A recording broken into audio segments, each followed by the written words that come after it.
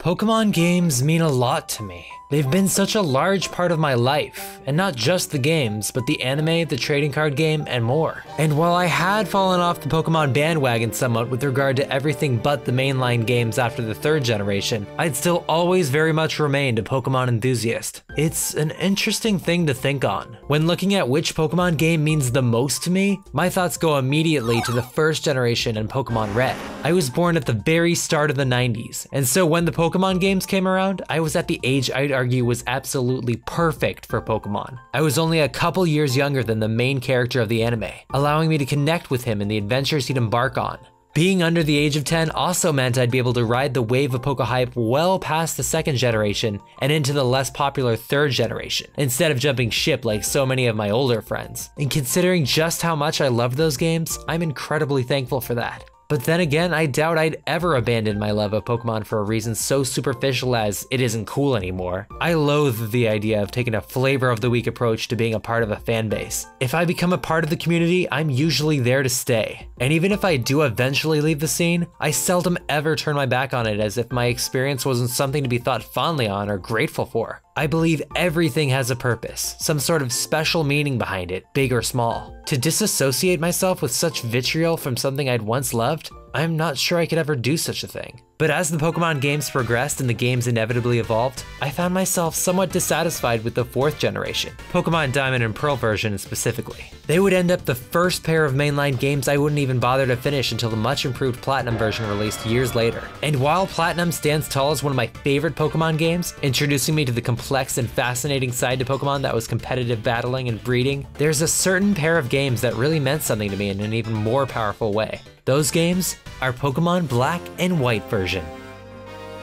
There are quite a few reasons as to why these games stick out to me. To start with, they were the first pair of games since the original generation that, for me, felt truly new as a mainline Pokemon game can feel anyway. While all of its predecessors, minus the 3rd generation, allowed you to catch Pokemon from previous generations, heightening the sense of familiarity to the point where everything felt entirely too similar, Black and White version featured a completely new roster of Pokemon, an impressive 156, more than any other generation. It was this impressively large selection of Pokemon that allowed the game to really feel fresh, new, and exciting. I went into it completely unspoiled. I didn't know a single thing save for the 3 starters, making every new character and Pokemon stand out to me in a way that hadn't quite occurred since playing Pokemon Red for the first time. And that's what I'd wanted all along. A Pokemon game that evoked feelings of the first time I'd experienced such a brilliant concept. That feeling of adventure and excitement. The thrill of going out on your own to become the champion, meeting new friends along the way, catching tons of different Pokemon,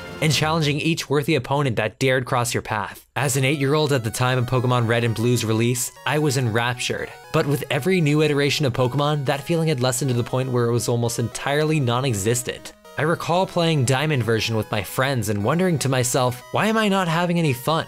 Is this it? Is the magic dead? And although the primary reason why I wasn't having any fun could be traced back to Pokemon Diamond simply not being a very good game, in my opinion anyway, the point regarding that magic having disappeared still stood. While the 4th generation did introduce some new Pokemon, it didn't feel like an entirely new adventure, instead ushering in a bunch of new evolutions of previously existing Pokemon, further increasing that tired sense of familiarity to the point of boredom. But with the release of Black and White version, this changed. I felt like a kid again, anxious to collect every single new Pokemon, as well as eager to explore the rest of the world and see what new sights awaited me. It's kind of funny how it took a 2nd generation release on the same platform to get it right. It was as if Game Freak had to sort out the kinks on its hardware, but in the end managed to create one of their finest with Black and White. The interface was sharp, the battle progression smooth, gameplay streamlined but never to the point of feeling like it questioned your intelligence. While there were problems, most notably with the endgame, the first half is such a fantastic experience that I still found myself more than satisfied.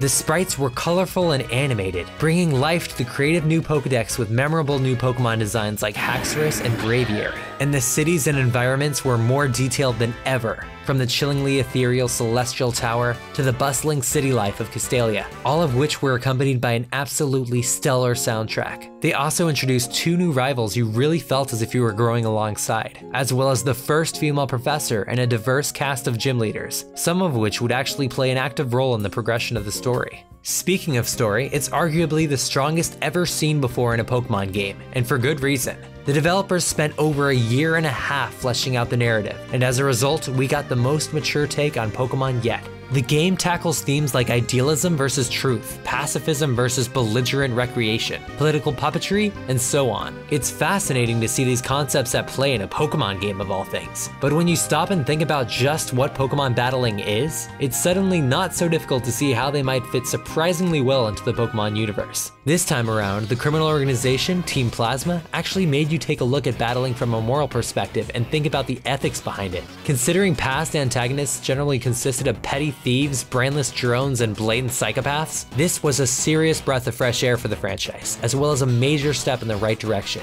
It felt like Game Freak was finally comfortable and familiar enough with their fanbase to know that they could afford to take a risk and make a team with motives that made you second guess yourself, if only just a bit. But not only that, Game Freak's year-and-a-half creative process allowed them to develop my favorite antagonist in a Pokemon game by far, the mysterious teenage Plasma King, N. Indeed, a character as complex and multifaceted as N made for a compelling storyline, one that I really felt excited to take part in. He's not so much a villain in the traditional sense, but rather an idealistic figurehead being played behind the scenes through Team Plasma's convincing argument of stopping Pokemon from harming each other in trainer battles. At a time where I was sort of discovering myself, I found that I could relate to this guy. Someone conflicted by truth and ideals, not always sure of whether he's in the right or not, but convinced that he has to at least take action in some regard. I really respect and admire that. He's a fascinating character, one that I hope to further explore sometime in the near future. There was so much good about Pokemon Black and White that I was constantly entertained, and since this was where I really started to get into EV and IV breeding Pokemon,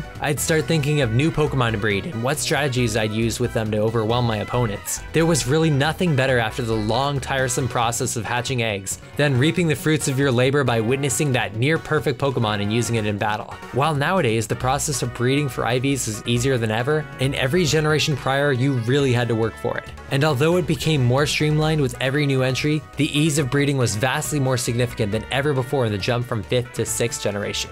But I didn't mind the struggle. To be honest, it made things all the more fun and rewarding. It felt like it meant more, as superficial as that may seem. And with my varied team of fantastic and interesting new Pokemon, I had a blast taking on the world and proving my skill.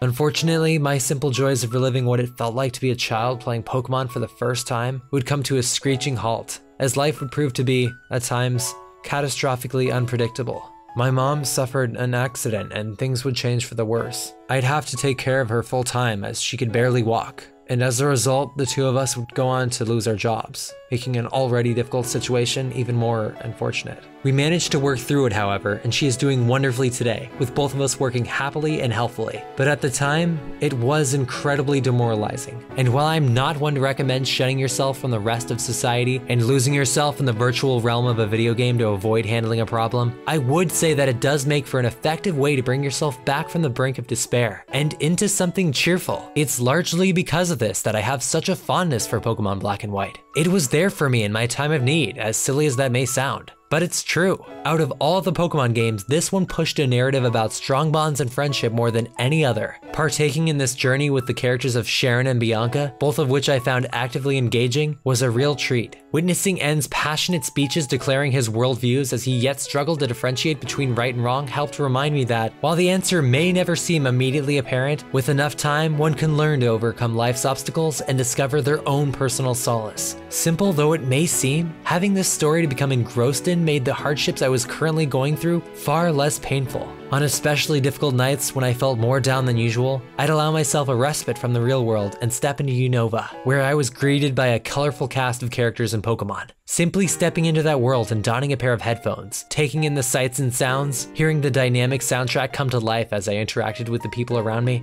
it was magical. I'd become immersed, a part of that world for as much time as I was allotted, and happy. The one emotion Pokemon has always managed to make me feel, but was especially the case with this particular game. Pokemon is a game that has always brought people together. It's always been a very collaborative experience, but with the release of Pokemon Black and White, it became an equally enjoyable solo experience. And considering the position I was in at the time, it really meant a lot to me that I could experience the bonds of friendship even in my loneliness. It reminded me that even in the worst of times, there's always still beauty and fun to be found and had in life, even in something as seemingly simple as a Pokemon game. And that is feeling nostalgic. Thanks for watching.